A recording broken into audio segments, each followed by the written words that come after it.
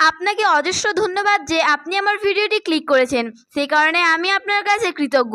একটা কথা বলি, যদি আপনি সম্পূর্ণ ভিডিওটি দেখেন তাহলে আপনি নিজে নিজেই একটি বৃহত্তম সমস্যার সমাধান করে নিতে পারবেন। প্রথমেই বলে নিই যে আজ আমার ভিডিওর মূল বিষয়বস্তু হলো অ্যালকোহল বা মদ্যপানের পরিণতি কতটা ভয়ঙ্কর হতে পারে, আমাদের শরীরের পক্ষে কি এফেক্ট তৈরি করে তা ভাবলেই অবাক হয়ে যাবেন। আপনি যদি নিয়মিত মদ্যপান করেন তাহলে আপনার জন্য ভিডিওটি অত্যন্ত গুরুত্বপূর্ণ।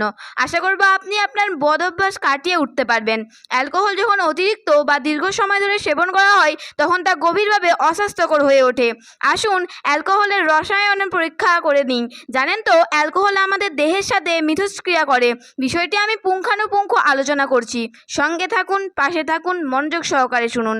এ নিয়ে কোনো সন্দেহ নেই যে অ্যালকোহল বিভিন্ন উপায়ে শরীরকে প্রভাবিত করে এবং এর প্রভাবে পরিবর্তিত হতে পারে। নাম্বার 1, সেন্ট্রাল নার্ভাস সিস্টেম অর্থাৎ বিষণ্ণতা বোধ। অ্যালকোহল কেন্দ্রীয় স্নায়ুতন্ত্রের বিষণ্ণতা হিসেবে কাজ করে। এটি মস্তিষ্কের ক্রিয়াকলাপকে ধ্বংসের দিকে এগিয়ে নিয়ে যায়।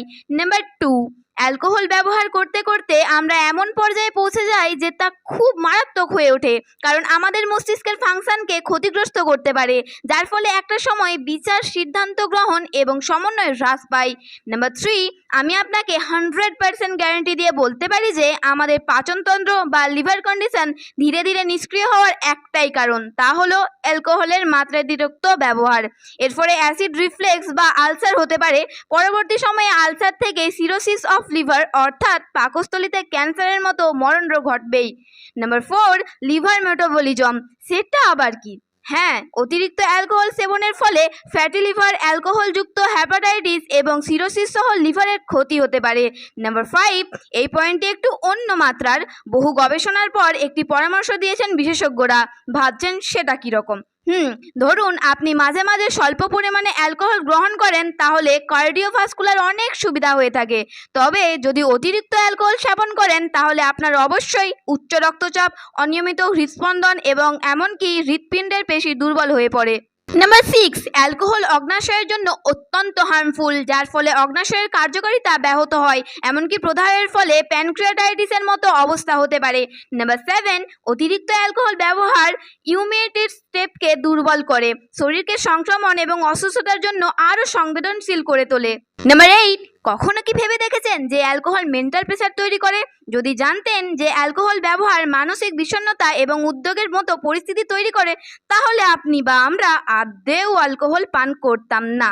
নাম্বার 9, অ্যালকোহল প্রাথমিকভাবে আপনাকে তন্দ্রাচ্ছন্নতা অনুভব করাতে সাহায্য করে, এমনকি আপনাকে ঘুমিয়ে পড়তে সাহায্য করে, কিন্তু পরবর্তীকালে আপনি অটোমেটিক্যালি নিদ্রাহীনতায় ভুগবেন, যাকে ল্যাক অফ মেমোরি বলা হয়ে থাকে, এবং আস্তে আস্তে আপনি সম্পূর্ণই মেন্টাল পেশেন্ট হয়ে পড়বেন। নাম্বার 10, অ্যালকোহল একটি মূত্রবর্ধক, যার ফলে প্রস্রাব এবং ডিহাইড্রেশন বৃদ্ধি পায়, যার ফলে হ্যাংওভার লক্ষণ দেখা দিতে পারে। এমনকি মাঝে মাঝে মদ্যপান করে এমন প্রমাণ রয়েছে গর্ভবতী মা ভ্রূণের বিকাশকে বিপন্ন করতে পারে এবং এর ফলে বিভিন্ন ধরনের জন্মগত ত্রুটি দেখা দিতে পারে। এগুলোকে একসাথে ভ্রূণ অ্যালকোহল সিনড্রোম বলা হয়। এমনকি মাঝে মাঝে মদ্যপান করে এমন প্রমাণ রয়েছে গর্ভবতী মা ভ্রূণের বিকাশকে বিপন্ন করতে পারে এবং এর ফলে বিভিন্ন ধরনের জন্মগত ত্রুটি দেখা দিতে পারে। এগুলিকে একসাথে ভ্রূণ অ্যালকোহল সিনড্রোম হিসেবে উল্লেখ করা হয়। অ্যালকোহলে মস্তিষ্কের কী ক্ষতি হয়?